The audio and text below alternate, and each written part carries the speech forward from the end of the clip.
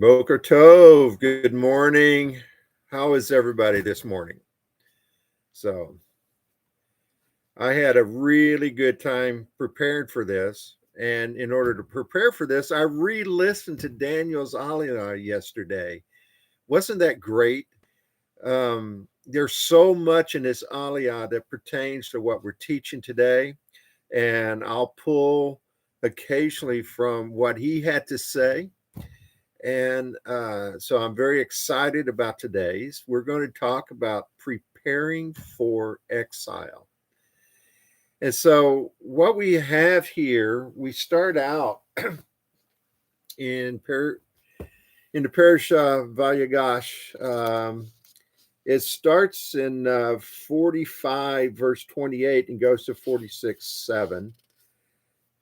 And we're going to back up to verse 27. It says, however, when they related to him all the words that Joseph had spoken to them, and he saw the wagons that Joseph had sent to transport him, then the spirit of the father Yaakov was revived. And Israel said, how great, my son Yaakov still lives. I shall go and see him before I die. There's a whole lot wrapped up in these two verses right here. And we're going to start right there. Why did Yaakov's spirit revive when he saw the wagons that Joseph had sent to fetch him and all of his family and all their belongings back to Egypt? So when his sons told him that Joseph was still alive, his spirit didn't revive at that point. Okay. It wasn't until he saw the wagons. What about the wagons that caused his spirit to revive? Well, first of all, let's back up a little bit. When Joseph sent his brothers back to the father to bring him to Egypt, he says, when you go there, tell Yaakov, if he doesn't believe you that I'm still alive, tell him about the last Torah study we did together. Okay, and the last Torah study they had done had been on the Igla Arufa. It comes from, let me see, let me go over here, 257 in the Humash, page 257. Oh, I think I got the wrong.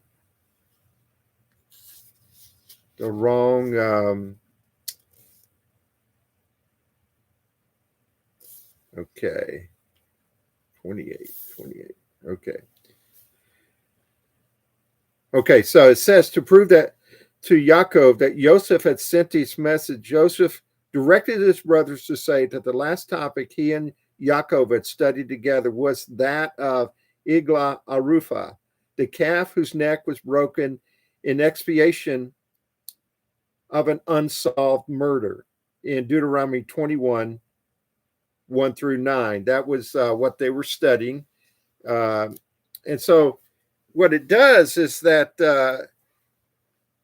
so this was the last one. So what Joseph was telling Yaakov is that this is proof that I'm still alive, because no one else knew what our last study was but you, the two of us.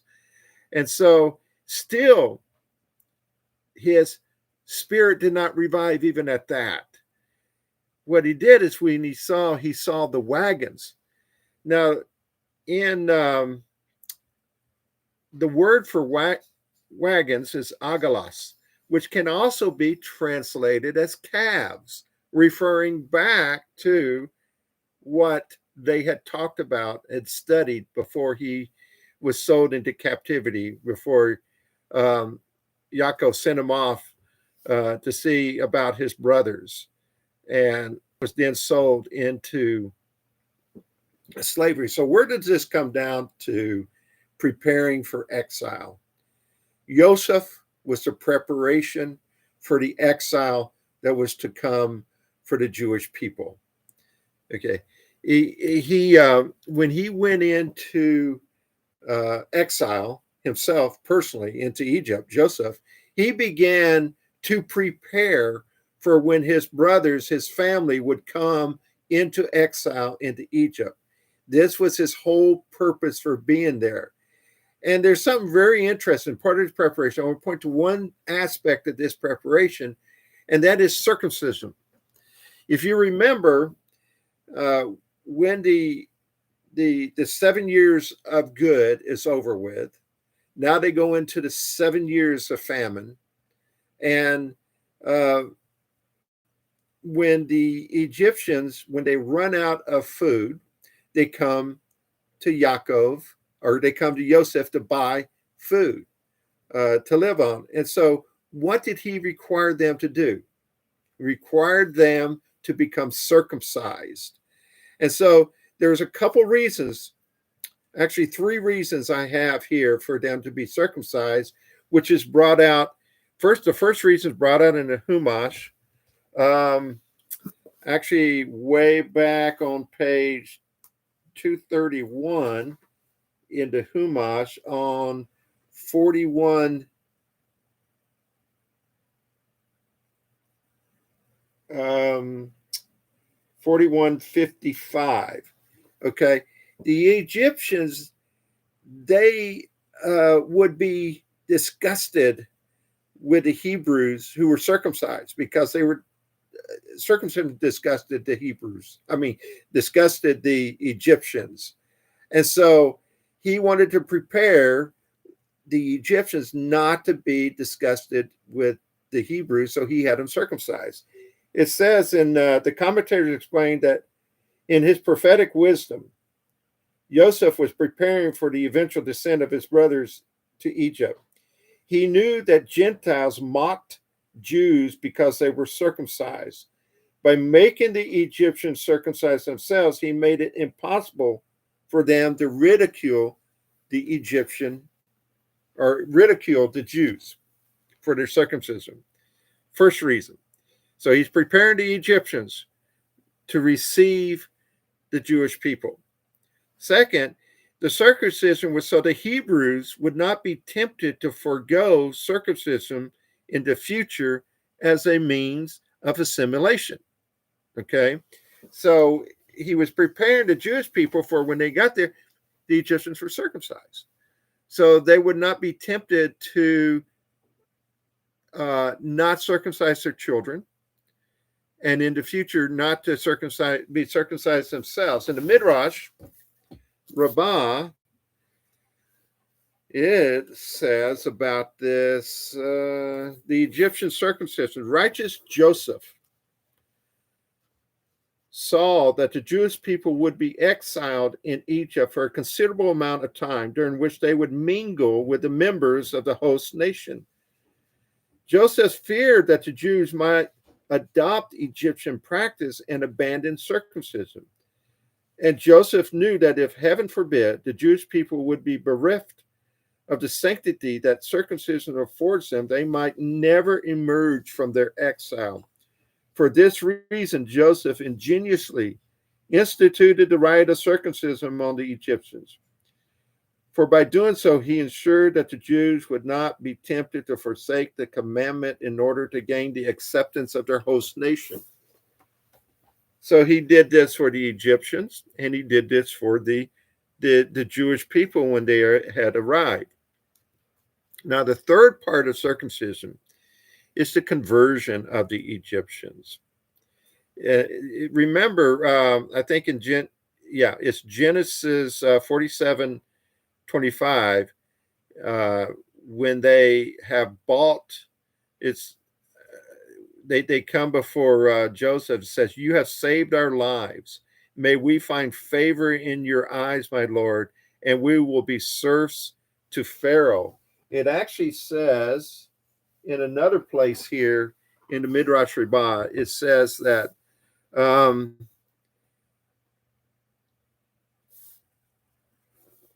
Midrash explains that what it was that Joseph had told the Egyptians to do. Rabbi Abba Bar Kahana said Joseph coerced the Egyptians to become circumcised. The Midrash supports this idea from a later verse. Rabbi Shmuel bar Nachman said, Hayishanu is not written here, but rather Heki Yeshanu is written. This suggests that Egyptians were telling Joseph, you gave us life in this world and life in the world to come. Circumcision gives life in the world to come. It says, in a footnote, it says that the grateful Egyptians acknowledged what Joseph had done for them, because both of these words mean you give us life. The Midrash notes the presence of the seemingly unnecessary hey, with which the word begins.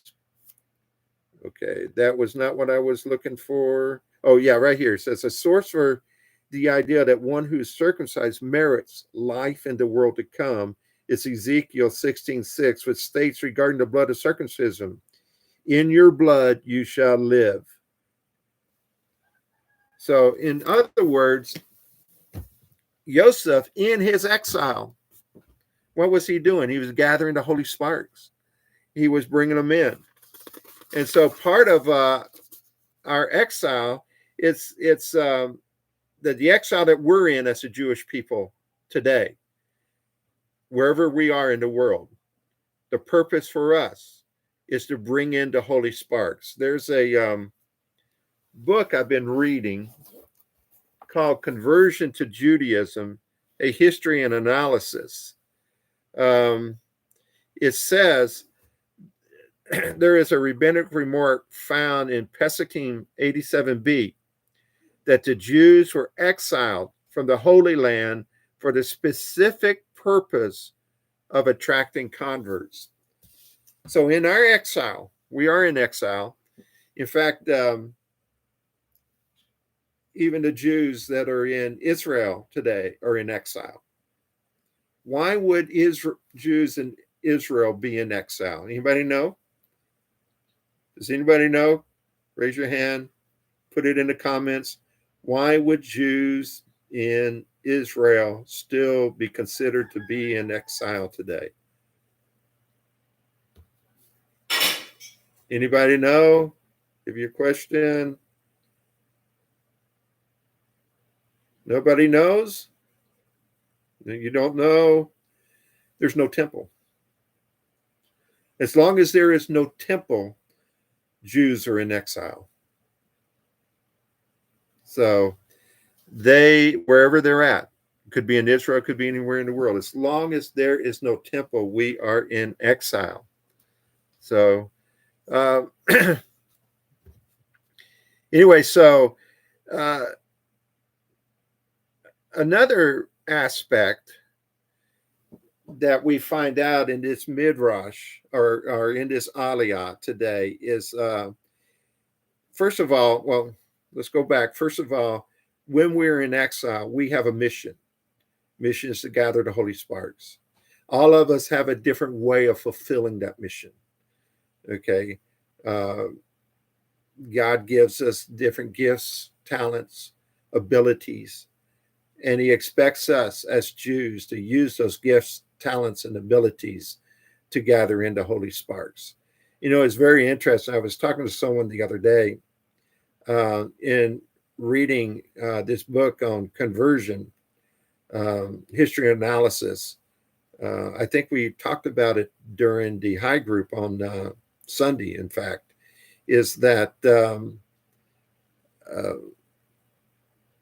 as Jews, we're not evangelistic in a sense like the church is. Okay, we don't have crusades. It's amazing why they call it crusades, because crusades to a Jewish person it's just a non-starter for them. So it's not going to reach Jewish people to have a crusade or big evangelistic meetings of any kind. Okay, Jews don't do that. What they do is they live their life as Jews out loud. We don't hide our Jewishness. And when people see our Jewishness and are living our life as Jews, they are attracted, the Holy Sparks are attracted to that. And they come in to Judaism. They start to research and become interested in becoming Jews, and at some point they will convert. But in exile, that is what we are to do. We are to attract the holy sparks. So that's while we're in exile, that is what we do. So facing the fears of exile.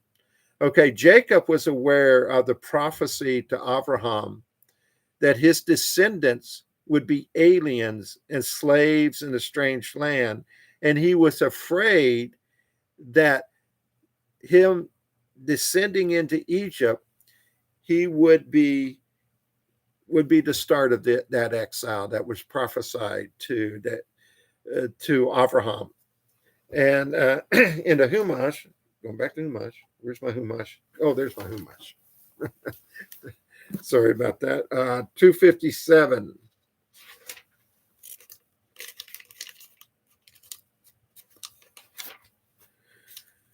I know it's here somewhere.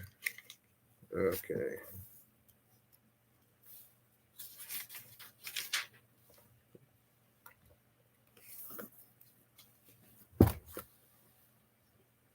It says, okay,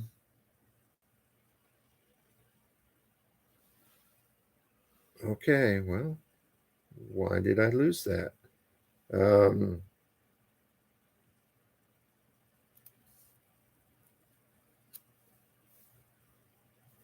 I'm sorry, I've lost my place.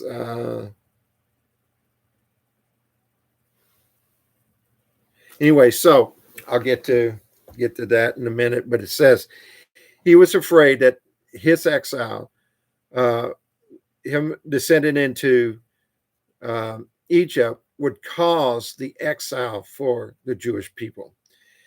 So what happens? Jacob goes towards Egypt. He stops in Beersheba on his way to Egypt to sacrifice in gratitude.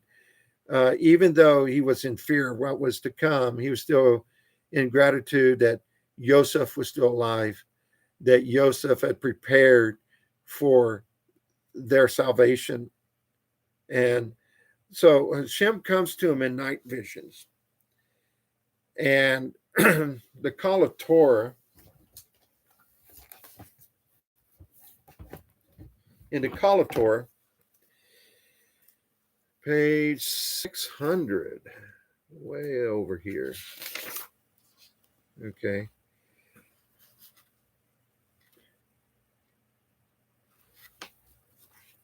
He comes to him in a night vision. Oh, by the way, each of our forefathers, we attribute to them our prayers, our daily prayers. To Abraham, we attribute the Shacharit prayers, our morning prayers.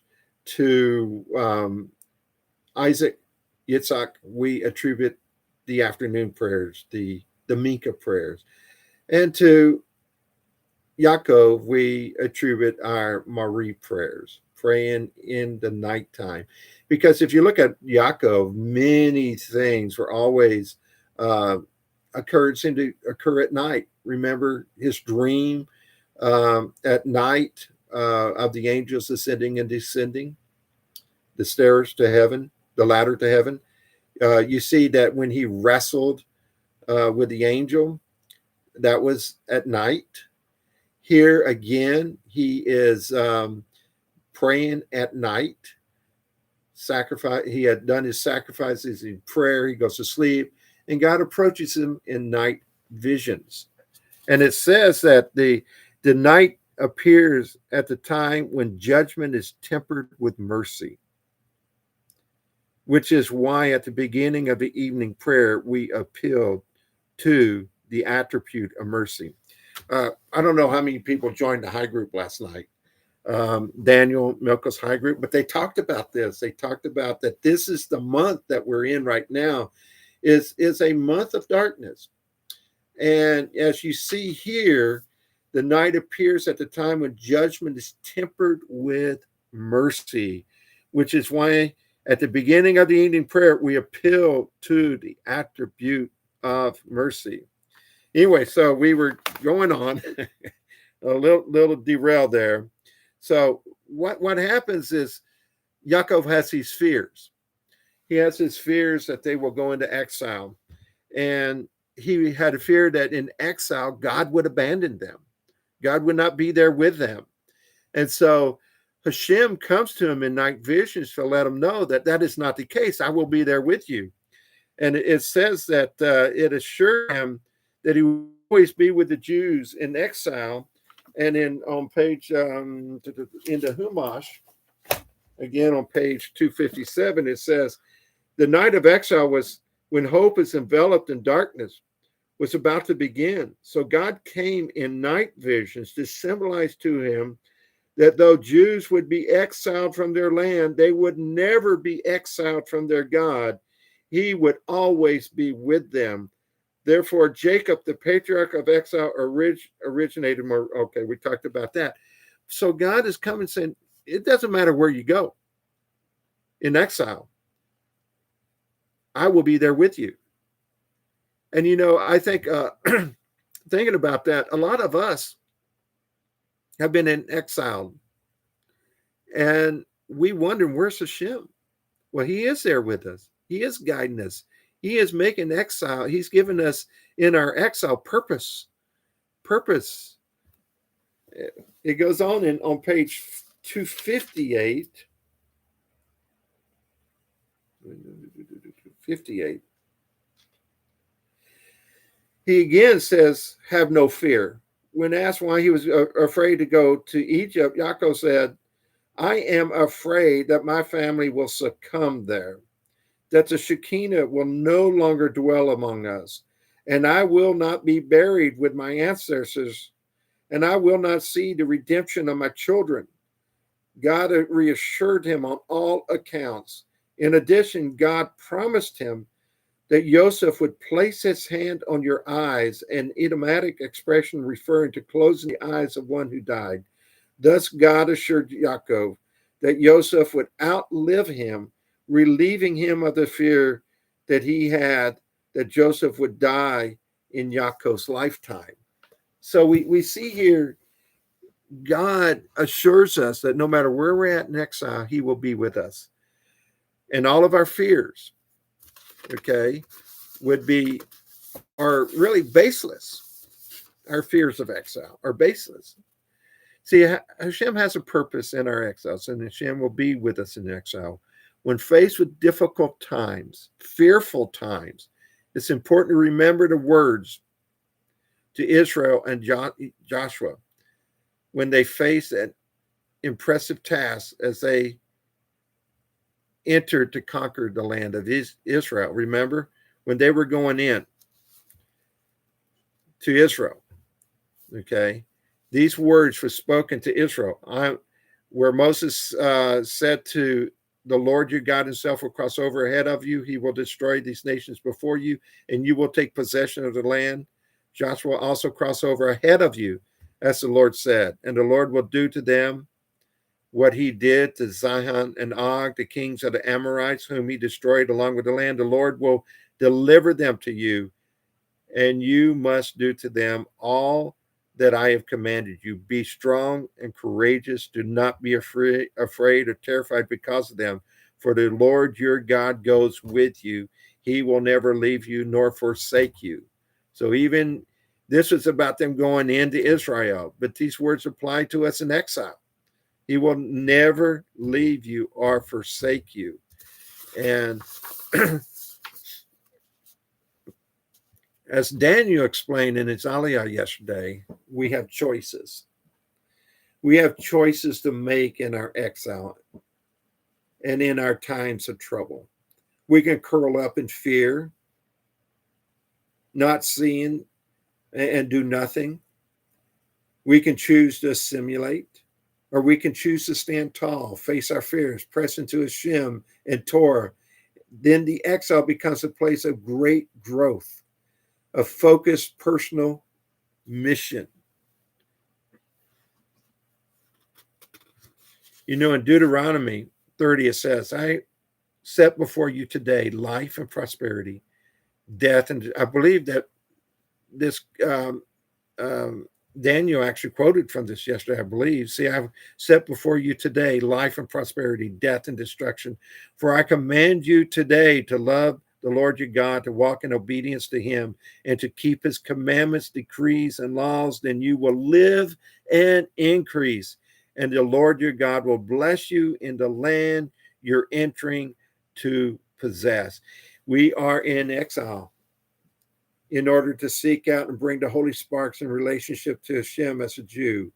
We are to seek converts, and God will provide us financially, materially, whatever it takes in order to reach converts for Hashem while we are in exile. It's so important to understand that God is with us. God is for us. God will provide us while we are in exile. One day exile will end in the Messianic times when Yeshua HaMashiach will come back as Yosef, as Yeshua ben David. He will be coming back. But before that time, we're to be busy about the business of the kingdom of heaven. That is our duty while we are in exile. So I hope this has been beneficial today. I forgot at the beginning to say, hey, like this video. We need as many likes as we can get on the video. If this is something, these Aliyahs have really, really touched you, I pray that you will donate, give to this ministry so that we can continue it and, go forward and expand it. And so we will tomorrow, remember tomorrow, Daniel will be back. He will be doing the 5th Aliyah. And I think Friday, Rabbi will be back with us again, and we'll do the Aliyah on Friday. So, guys, it's been great spending today with you. I pray that you will be blessed today. I pray that your preparation for this Shabbat will be glorious, that you will have a great time preparing, and that when we reach Shabbat, you will rest. You will take in a deep breath of Shabbat. You will rest in it, and that we will all see one another either locally or online. So you guys be blessed today. Shalom. We will see you later.